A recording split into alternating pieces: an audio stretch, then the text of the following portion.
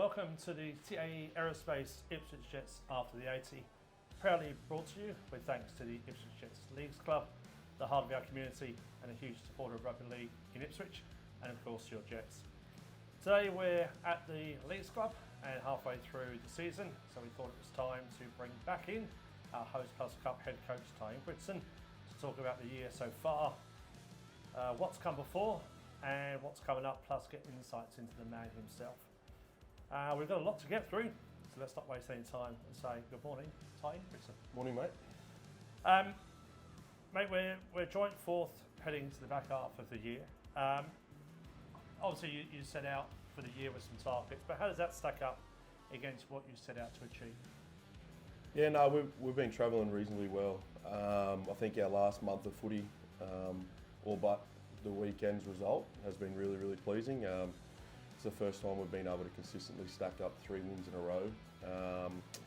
Obviously on the weekend wasn't ideal, but yeah, I think the last month of footy we've been getting our groove. So yeah, no, we're going travelling well at the moment.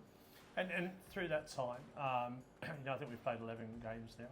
What's been the toughest game so far? What did the boys and probably even you learn from that game? I think the Northern Pride game at home, I think, was probably the biggest one for us. I think we learnt some valuable lessons there, and especially at home. And our first game on TV, it probably wasn't a showcase of what the Ipswich Jets 2025 team's all about. So that was disappointing. But I think we did learn some lessons from that. The next week we then travelled, we played against the Black Hawks, who were going really, really well this year, and we had a narrow loss at the death.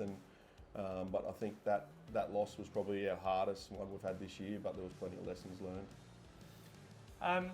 We had a chat at the very start before we even kicked off with you and Blake, and you recruited quite a lot on the off season.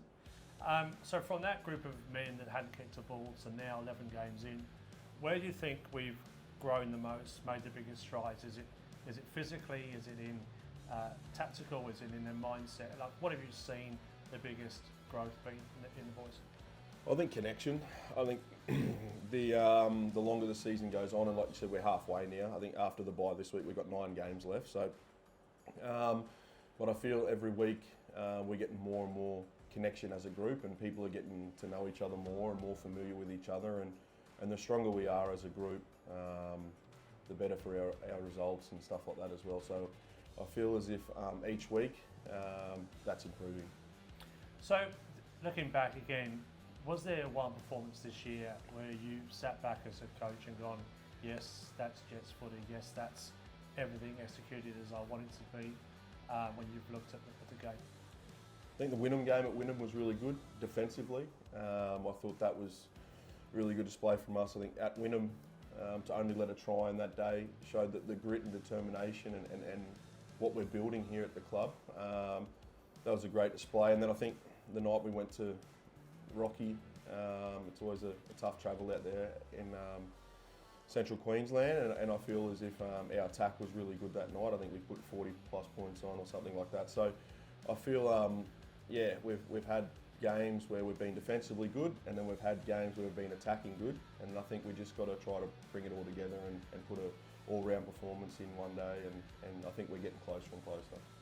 And when you look back at the games we've had, is there one try that stood out? I mean, we're lucky we've got some fabulous speed on the outer edges.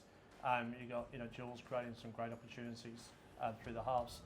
Something that's stood out as an extra special try, something that you looked at and been really good for the guy that's scored it, or a momentum shifter.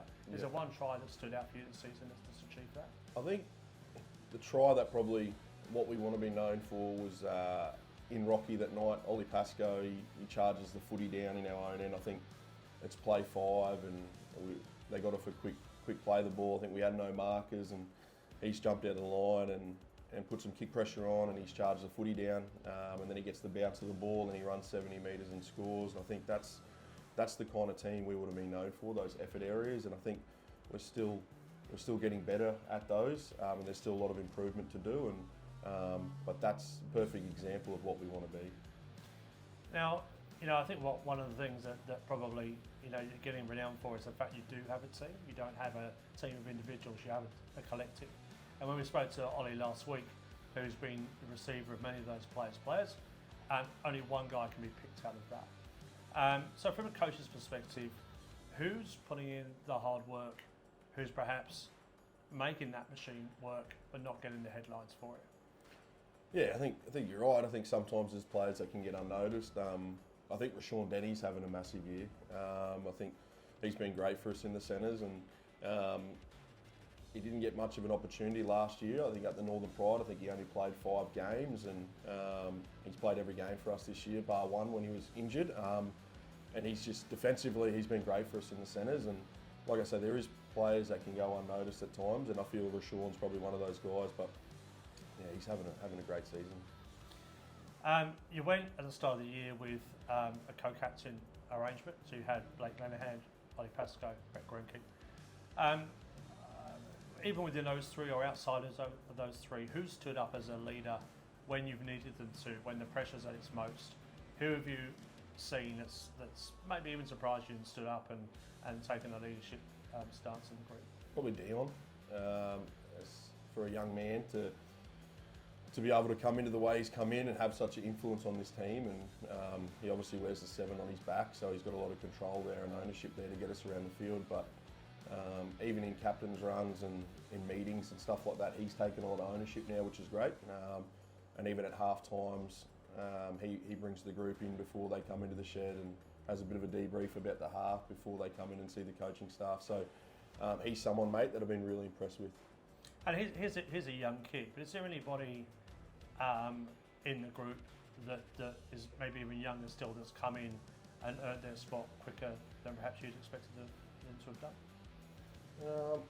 I think when we signed a ball, that when we bring players to the club, I've got the expectation that they are good enough to play, and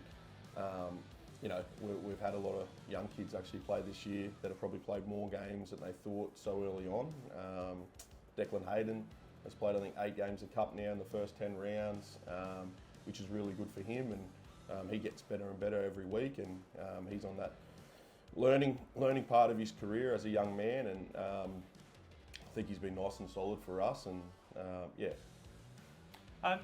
So what does make the group so special? I mean, we made a thing of it last week, that this time last year we were bottom of the ladder. This time, we're in that 4th spot. So for you, what makes this group of young men stand out compared to other years? Yeah, I think everyone just buys in to what we want to do, and as coaching staff, we got a leadership group there with players, and we sit down at the start of the year, and our values and our goals aligned with what the leadership players wanted. So I think everyone's been on board from day one, and as everyone knows here in Ipswich, it's been a tough couple of years for the area and the club. So yeah, we really wanted to make the city proud of a team, and I think so far we've been able to do that in patches, and like I said, we need to continue to get better and improve, but yeah, the players are really buying in, and they want to see the fans come back through the gates, and they want to see the city be proud of a team again. Now let's talk about you. I mean, one of the things that you've exploded into this scene at a senior level. You've come through your BRL, you've come through 19. Let's talk about you as a coach. What parts of the game that you're seeing as a coach are you most proud of? And alternative to that, what still keeps you up at night? What still things are you working on that's frustrating you that you want to kind of get right? Yeah, I think I've been proud of just the way that the boys have conducted themselves through this whole journey. Like I said, they buy into everything. They're always so happy. I think that's probably what we've got here is such a happy group, and we allow them to express themselves, and that's what we want. We want to make sure that when players are playing for the club or they're coming to training and stuff, that they don't mask who they are. They come and be themselves and express themselves, and I feel that it's a happy environment, and the playing group are a big reflection on how happy they are, and that translates on the field, and we're getting some results there. And probably what I said before, I think we just got to continue to work harder on those effort areas, and that's probably what keeps me up a little bit at night, and but I know that those can be fixed, and we're working hard at training on those. As a coach, how do you manage the physical load at this stage? I mean, again, people perhaps new to rugby league don't understand that you're starting almost an off-season, pre-season in November. You have a bit of a break at Christmas, and then you're right through for another 3 months before you even kick a ball in competition. So now, 11 games in. What is it more? Is it more about intensity? Is it about recovery? Like, how do you manage the physical load on these players that are semi-professional? They work hard 5 days a week, sometimes 6 days a week, and then play football. How do you manage that from a coaching perspective and expectations that you have of them and them as people? Yeah, I think you hit the nail on the head there with the recovery. I think this weekend's going to be really good for us. We had a bye before the game even kicked off at the start of the year, so it wasn't really beneficial for us, that round one bye. So our boys have been consistently playing, so this bye for them to have a week off on their bodies is going to be great. So it's come at a really, really good time for us. That's really important, that recovery, and then just ensuring that we're still getting enough Ks in our legs to get us through those 80-minute performances, and that's the role of the strength and conditioning coach, Aaron Wheeler. His job is to make sure that the boys are getting the work in, and that translates on the field. Off the back of last week, and you made reference to it, now that we're in that business end of the year, every game is a step closer to September football, which is again more likely than unlikely at this stage. So how do you keep those boys grounded, focused, both mentally and physically? How do you ensure, the fact that every game seems like a finals game, because it is a difference between getting into those top spots.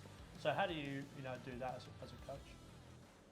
Yeah, I think last night we had a fairly decent video review on the game on the weekend, and we've got to hold players accountable and ensure that the same mistakes and stuff like that don't happen again. And I think that's probably one of the biggest things is, like you said, we're 9 games to go after this bye, and we're at an important part of the season that our start of the year's put us in a relatively good position, and we don't want that to fade away because of poor execution or ill discipline or showing up with the wrong attitude. So as coaching staff, we just got to continue to raise the standards and raise the bar, and like I said, the boys have just got to keep buying in, and hopefully in 9 weeks' time, we can be playing in that September part of the year. There's a lot of work to be done, and that's always been the goal since day one, and so fingers crossed that we can keep pushing towards that. One of the things that's I guess very impressive about you is the understanding that you have that you are part of these players' journey, it's not their destination. I think one of the things that we talk about in the game often is that we exist to bring that grassroots through to a rep side perspective, and then out the other end, hopefully NRL stardom and representing country.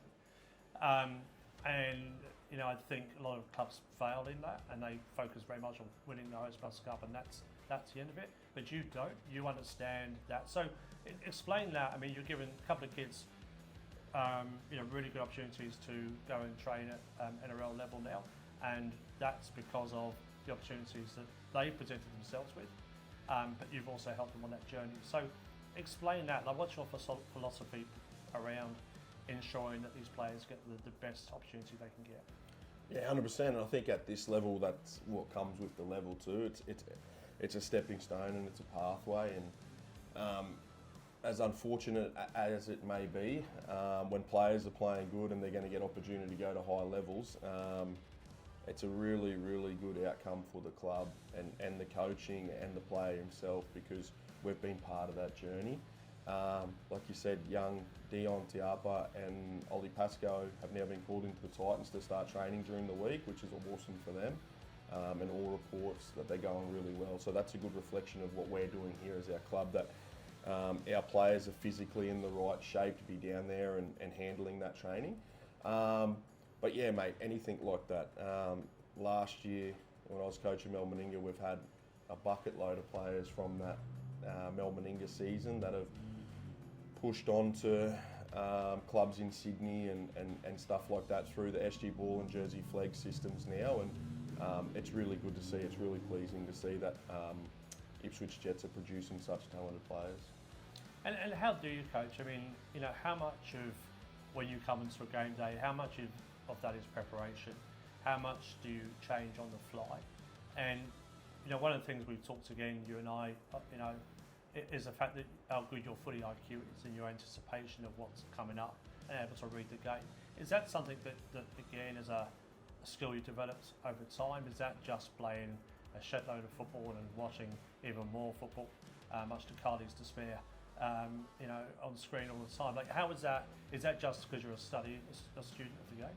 I think when I was from the age of 4 years old, my dad tells me, I was very fortunate that he was coaching since I was a kid. So I'd always be at trainings. I remember going to his training sessions when I was 10, 11, 12. He was coaching 15s, 16s. Then he transitioned into what used to be the Hastings Deerings Colts. He coached at that level. Then he coached the Fogs A grade level. Then he coached the Queensland Cup level. And I was just always fortunate enough to be around it. So I was doing an apprenticeship from the age of 4, I always say to people. I was fortunate enough to be a part of his journey in some small way of watching and understanding, and he had such a great career as a coach that I was very lucky to be able to pick his brain all the time. And I wasn't the greatest football player by all means, so I've been lucky enough to go down this coaching route. And I think that's a nice segue, mate, into your footy journey. You won the BRL with the West Brisbane Panthers. What did you take from that campaign that set you on the path through the Mal Meninga to HostPlus Cup? Yeah, well, when I first moved back in the end of 2020, our club was always the West Panthers, but at that stage they were already sorted for the 2021 season. So I ended up taking a deal at the Valley's Diehards BRL. And it was a great experience. Denny Walker was the chairman there, and he gave me an opportunity to coach that side. And we started off slow, but then we turned it around and we ended up going on and winning the BRL competition in 2021. And then in 2022, the opportunity at West arose to coach with Dad for the very first time, and that was such a special thing to do. Just to be able to bounce ideas off each other and spend time together was important. I moved away back in 2013 or 14 to do different things through rugby league, and a bit of a journeyman. I was in Bundaberg and Mackay and Cairns and all different places. So to be able to reconnect on a weekly basis with family was really, really good. And we just had so much fun. And I think that was the best part of that 2022 season, was the fun that we had, and to go through that season undefeated, something that hadn't been done for 100 years in the Brisbane Rugby League, was really good. So those 2 years to go back to back at different clubs to win those competitions, it really helped boost my coaching aspirations to go on to be higher, because I started to get a lot more belief in myself, and then I got the opportunity to come here and coach Mal Meninga Cup, and I thought at the start of the year we had some challenges there in the pre-season, trying to get the balance of what it would look like, and then come the season, those boys, they just brought so much excitement to my life too, being a younger team to coach after coaching men for so long, and picking them up some days from school and dropping them off just back to where they were in their dorms at Ipswich Grammar and stuff like that.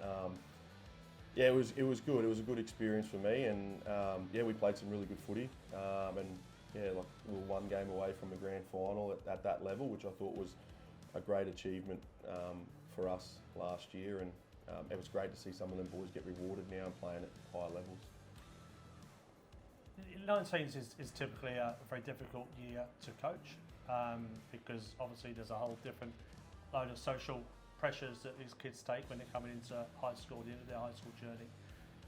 So what is that different mentality you have to take as a coach from coaching under 19s through the coaching men, you went men to them and back up again.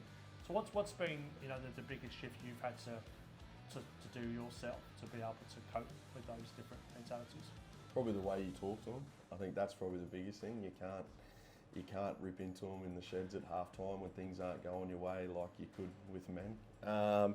But just also about getting to understand what they're going through, whether it's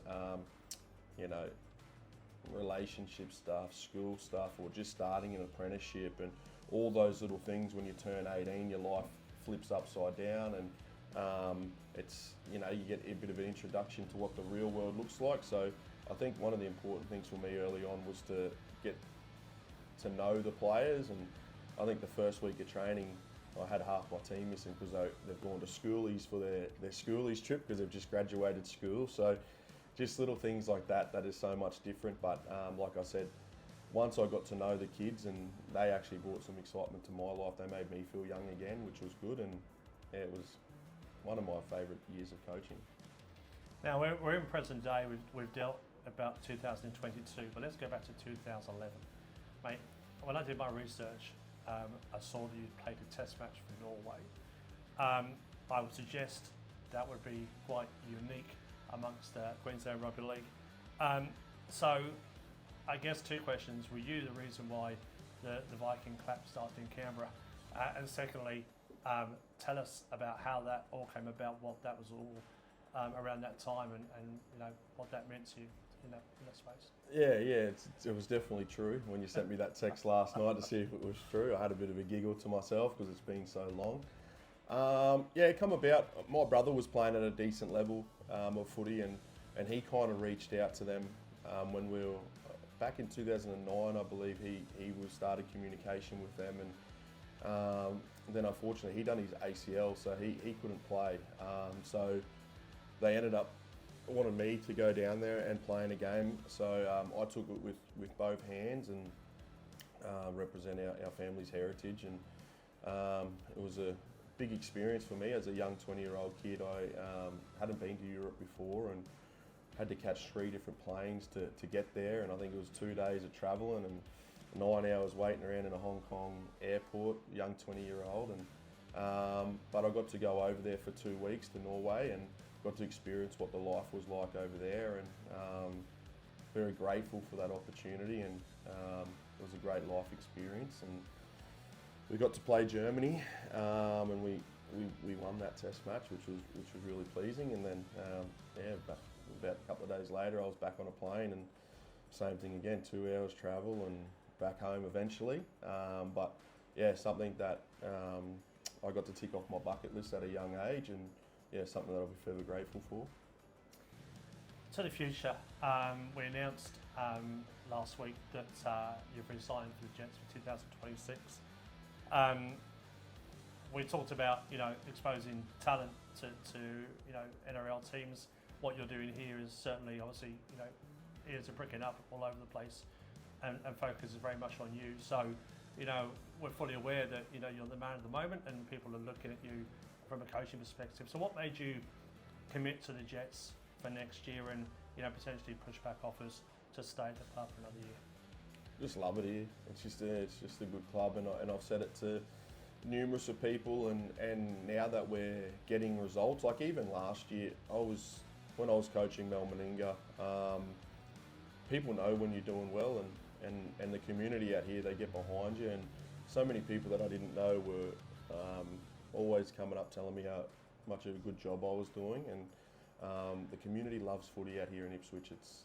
It's quite incredible that how many people actually follow the Jets, and they might not be coming to the games and stuff, but they know what's going on in the area, and this year we're just being so grateful that the crowds are starting to pick up again. Like the last home game there when we played against Toowoomba, such a big crowd, and that's one of the first things when I spoke to a few of the boys on the footy advisory board. They said to me, when Ipswich Jets are winning, the crowds they're flowing through the gates, and they were right about that. And I just love that feel of walking around here and people coming up to me and, Coach, how are we going to go this weekend? Or Coach, good win on the weekend? Or Coach, unlucky on the weekend, we'll get them next time. And it's a good place to be, and backed heavily by yourself and the board, which is great because when you know that you've got people that respect you and are going to push you to make you better as well as a person and a coach, makes my job easy. Let's talk about Tye the man and the people and purpose you have. One of the things that stands out to everybody is that very special bond you have with your dad, Craig Ingebrigtsen, known affectionately as Trigger or Triggs. Tell us a bit about what it's meant to have him on your journey, how special that bond is. I mean, on top of being your dad, he is such a massive footy head, such good footy IQ, but a lovely guy. Does some great things in the community, but we're all the better for having him as part of our Jets fabric as well. But how special is he to you? How special is having him there with you meant to you? Yeah, I think it's important, like I said, back in 2022 when we first got to do this together, I didn't realise how good it would be. But yeah, it's been special and it's something that I really love to do, and it's something that I don't know what it would look like when he finally retires, which I think he keeps telling me every year it's next year.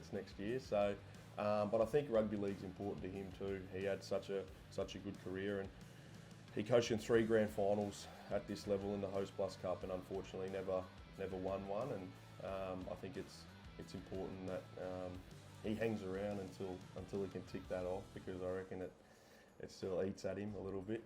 He always talks about it. So, but no, it's great, and the players love it, and I think the connection we have, and we can bounce things off each other, and yeah, it just makes it easier. So, man, we have the boys on the field, and they get the focus on there. The coaching staff, not so much, but then you've got the third tier, if you like, in the backroom staff that you've got. And when I say third tier, I don't mean any less important, just purely in the fact that there's a group of people there that support you. You're surrounded by a lot of good green and white Jets guys. You've got people like Mark Bishop, and Craig Stevenson, Craig Carson. You've got Dino. Together, probably over 50 years combined service to the club. How important is that level of experience and loyalty, and what does it mean for culture and day-to-day of the club to be surrounded by those guys? Yeah, they're great. I call them the fabric of the club. When blokes like that, like Dino's been around for such a long time, they are part of the fabric, and it is so important, especially myself, who are new to the club, the players that come in that are new to the club, and along your journey you find out more and more about the past and the history of the club, and even when we go to places like Mackay or Rocky, Dino or Bisho's got some old stories about when they've took teams here previously, and they're just really, really good, genuine guys, and they want to see the club succeed, and they want to see the club doing well, and their hearts in the right place, and they're local people, and yeah, I'm very fortunate to have people like that in my corner and along with the group in the journey, because like I said, their knowledge locally and in the history of what's going on is second to none, and the boys love them. And I guess a credit to them too. I mean, they've come through those difficult years. They've experienced those highs of 2015, experienced some change in personnel as well. But they've always stuck with the club. The only thing that matters to them is the Ipswich Jets. Who passes through, what that looks like is almost irrelevant. So it's amazing that they stand so close, as do so many of us, and the Jets is the most important part of that sum. Yeah, they do, mate. And like I said, they've been here in the last few years, and it's been lean on results, and they're loving it this year. And like I said, we've still got plenty of work to do. We haven't achieved anything yet, but it's good to see people like that enjoying their footy and getting a bit of a taste of some success, because the last couple of years that probably hasn't gone their way. Now, you as the job you take on as head coach is and I use this term very loosely, a part-time capacity, fills into a full-time role sometimes. But part of that was because you enjoy what you also do in your inverted commas day to day, which is as a youth worker. What does that role look like? I mean, again, some people won't understand that sometimes you're doing 24-hour shifts right through the night, and then you rock up on game day, or you're going right through into training. So you're working a lot of hours because that work is so important to you. So tell us about that role, and what does it mean to have that kind of impact on disadvantaged youth to give them some good meantime? Yeah, I started youth work back in 2017 when I was up in Mareeba, up in Cairns, a little community up in Cairns in the Tablelands, and that was my first introduction to youth work. I started working in the schools up there as a teacher aide, and then some behaviour management stuff, and ever since then, for the last 8 or 9 years or so, I've stayed in that industry. I've felt that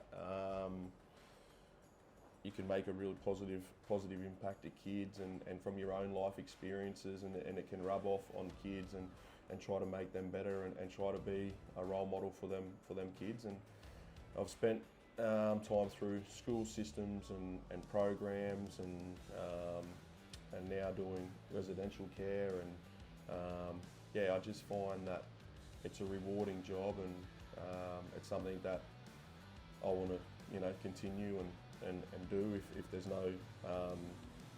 no life of rugby league after when the coaching's finished. It's probably something that I see myself doing until I retire, because I just love helping kids and try to give them the best life they can have. I know the answer to this question, but for the sake of this, I'm going to ask it. How important is family to your world? What influence do they have in the way you live your life on and off the field?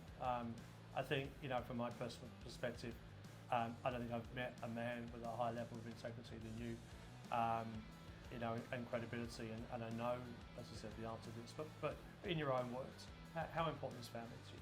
Yeah, it's massive. My wife puts up with a lot.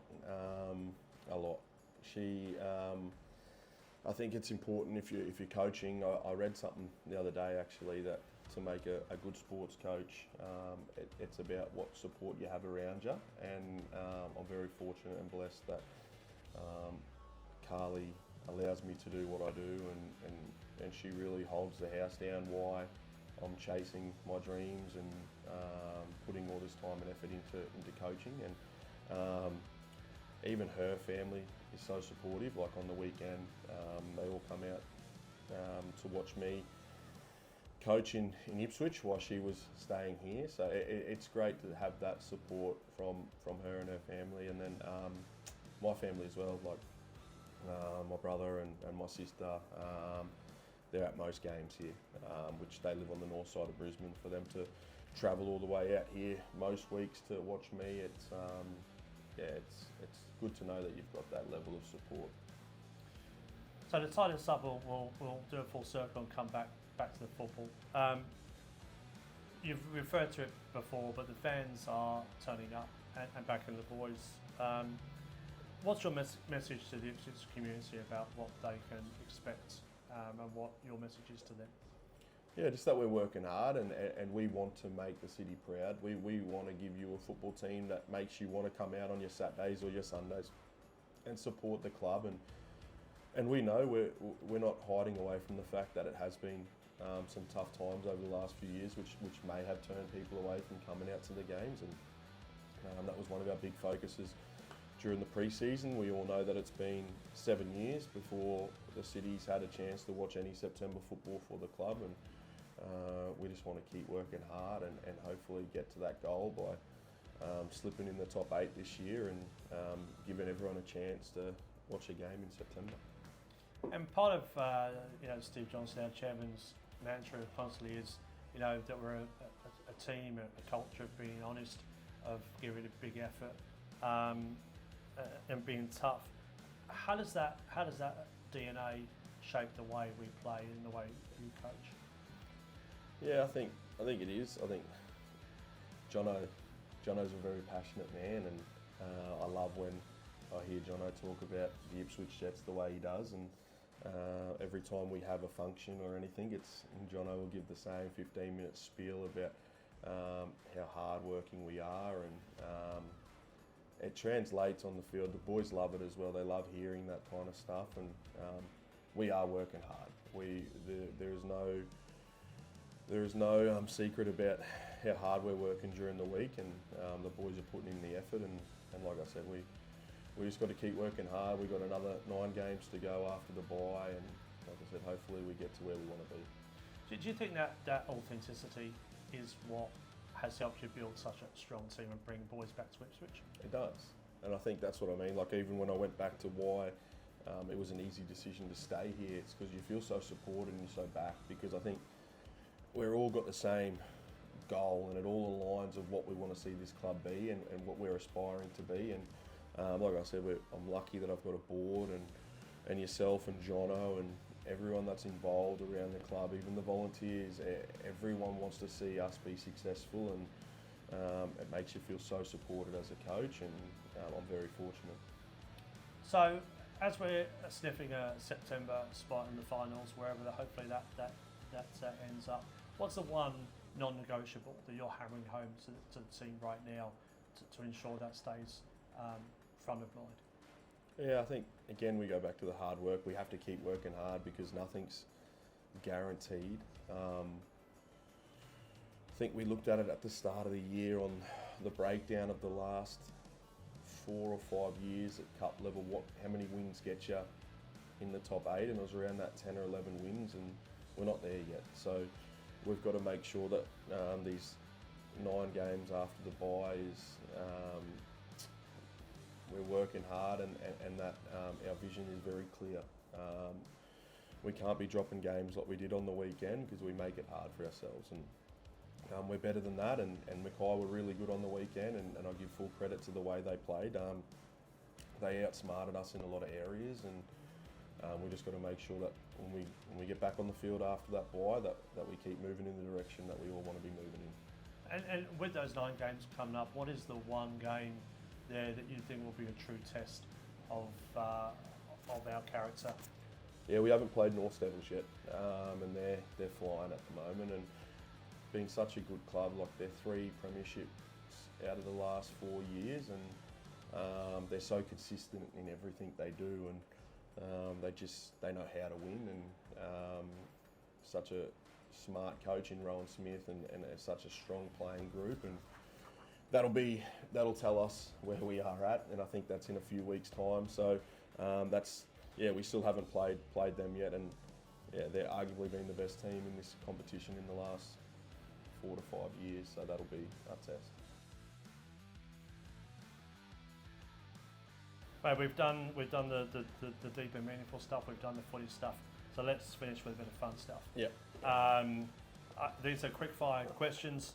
And mate, I promise not to go too deep into some of the answers. I'll just take some as read and we'll move on. Yeah. All right, Tye, what's your go-to karaoke song, and are you any good? I'd say Sweet Caroline. I don't know if I'm any good, but I sung it a few times. Okay. And when does that come out? Does that come out? Comes out after a couple of beers. Okay, fantastic. Mate, are you a morning person or a night owl? And how much coffee gets you through the day?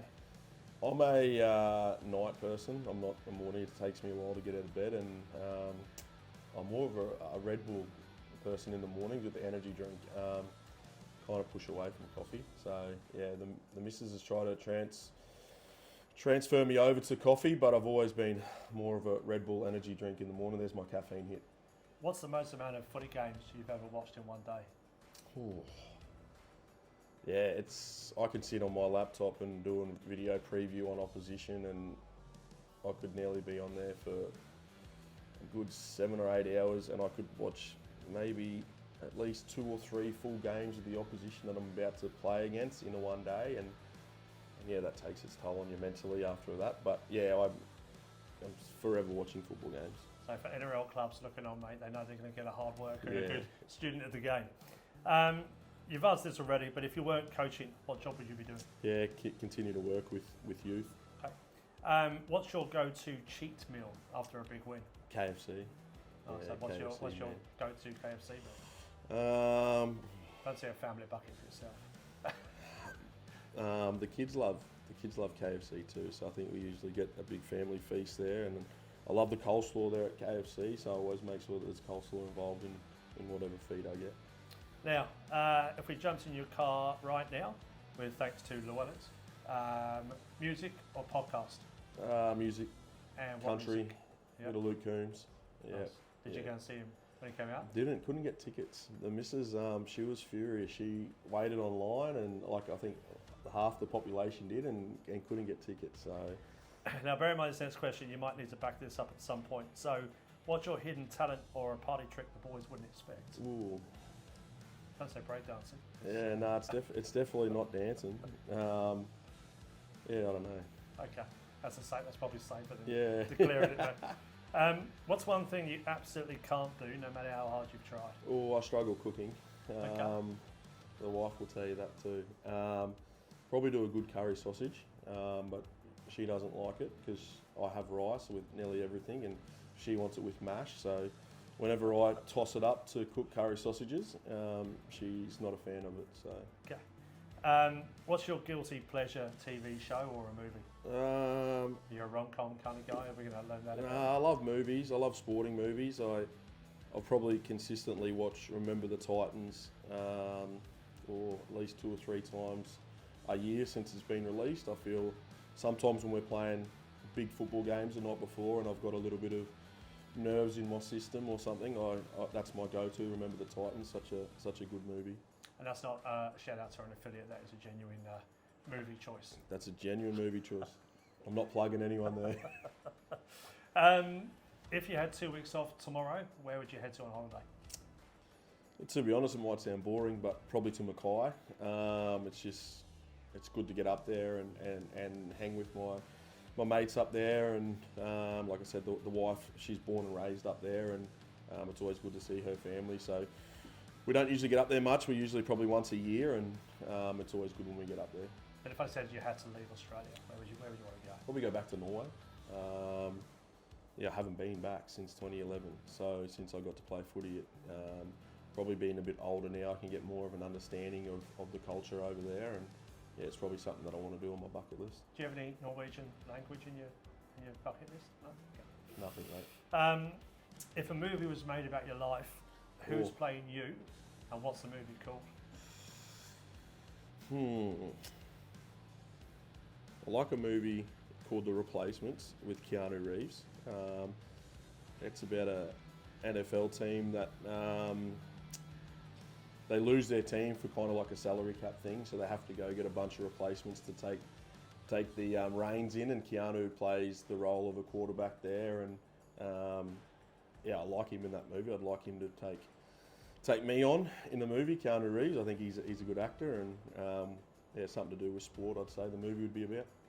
And you could combine it with a bit of John Wick, mate, and then you could be a whole different level of coach.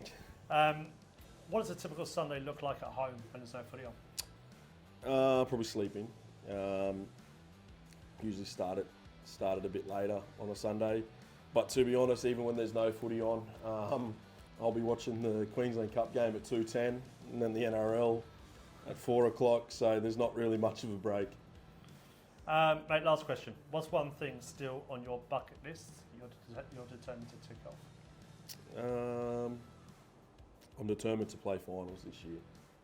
That's something that is well and truly on my bucket list for this year, and we're hungry for that. So I'm going to say that in the short term.